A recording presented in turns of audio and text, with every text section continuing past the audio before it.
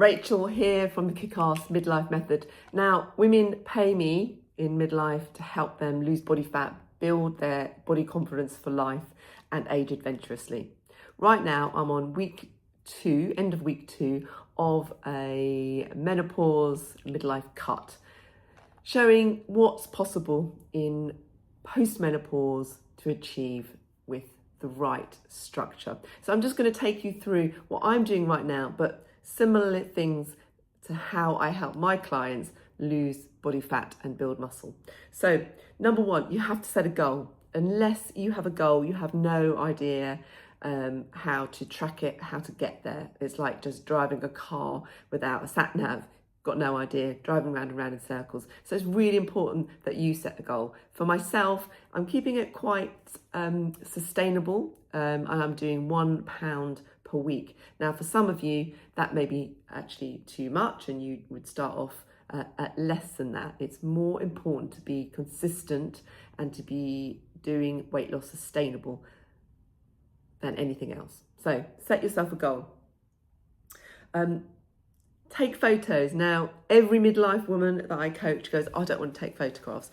It's really important, as a coach actually, it's really important for me to see people's muscles and postural deficiencies and strengths. But actually for you, if you're trying to track and lose body fat, then actually seeing a photograph of your progress will help empower you to see the results. Because sometimes the scales don't change. But if you're lifting weights consistently and eating really nutritiously, you will see it in those photographs. So really recommend it. There's not a single woman on my program who isn't glad that I made them do it, that I encouraged them to do it. So I'm doing mine every week too, and I've been doing mine for many, many years, just to keep on track with what's going on with my body, postural changes when I'm training for Ironman triathlon, changes when I'm training for running. All of those things are really important feedback for me. And in this process, in the midlife cut, I'm particularly doing it just to see whether my nutrition needs to be changing a little bit, if it's not happening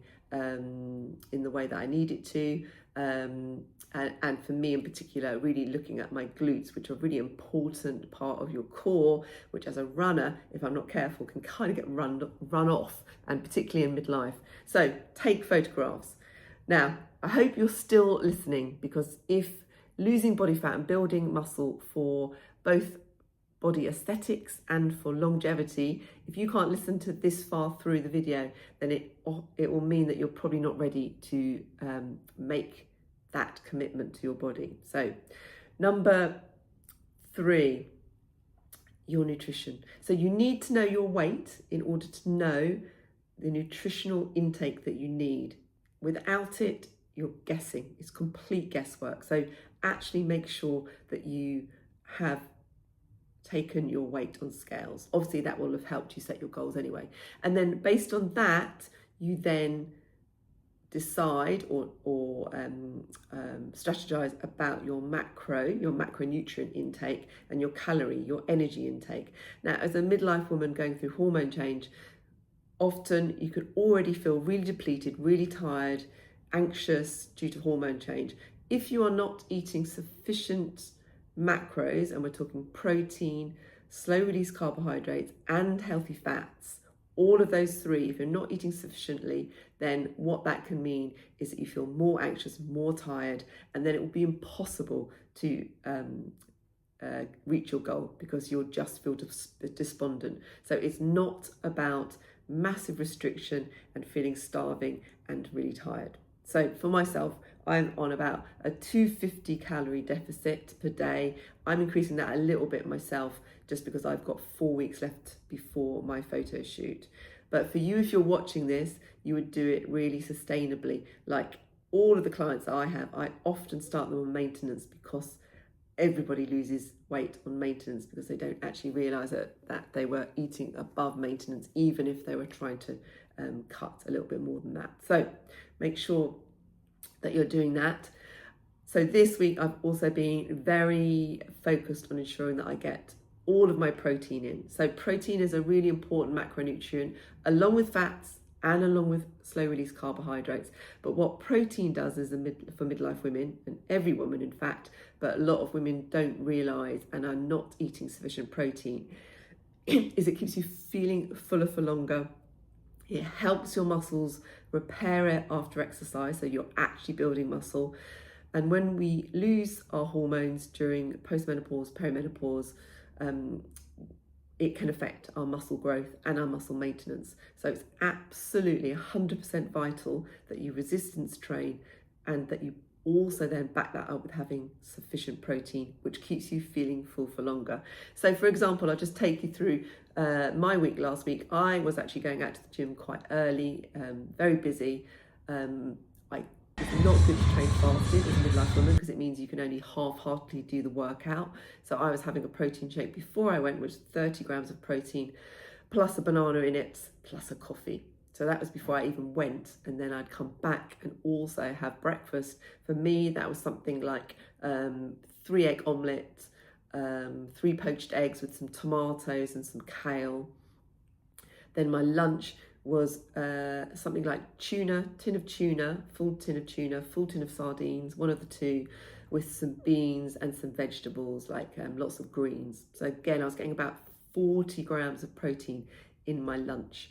And then dinner, I generally was having some kind of grilled fish, sea bass or salmon, plaice, and again I was having that with sweet potato and loads of broccoli and chili and some beans or a little bit of whole grain rice. So lots of carbohydrates, lots of protein, making sure I was hitting the protein for me. That's the protein that I needed for my goal, for my weight. It will vary according to your own weight and your own goals.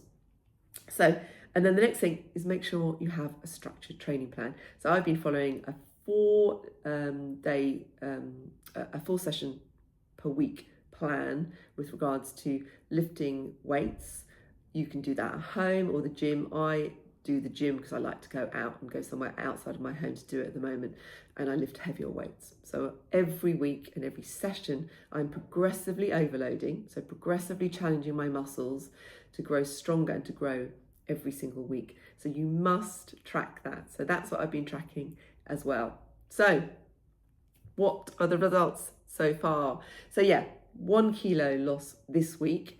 As I say, I'm kind of looking at increasing that as slightly for me, but for you listening into this, I'd really think about those things, making sure you have a goal, knowing what your weight is, and then figuring out what your nutritional intake should be so that you sustainably lose body fat and don't decimate your muscle. Follow a structured training plan. And then the other thing is mindset. You're going to hit snakes in the board game. So last week I had an all-day event on Friday and I didn't eat nutritiously. Saturday, slightly lower mood, didn't eat as nutritiously.